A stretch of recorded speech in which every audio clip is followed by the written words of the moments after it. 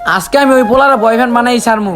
তুমি যা খাইবা নিয়ে নাও আর আমারও কিনা দাও। যিনি তুমি নতুন ছেলে দেখা ওরে পটানোর জন্য কার্যক্রম শুরু করে দিছো। ভাই তুমি এই চুন্নির পাগলামি সাগলামি গলম দেখো না। আরে শালা ওর সামনে তুই কি বললে দিলি? দাঁড়া এখনই তোর খবর দেখাচ্ছি। এইসব কি করতেছো? স্কুলে তুমি একটা মজার কারখানা পেয়ে গেছো, যাও ওখান থেকে। ক্লাসে যখন লেখটা ছিলাম তখন টেবিল লড়তা ছিল, দূর বাইরে গিয়া খেলি গা।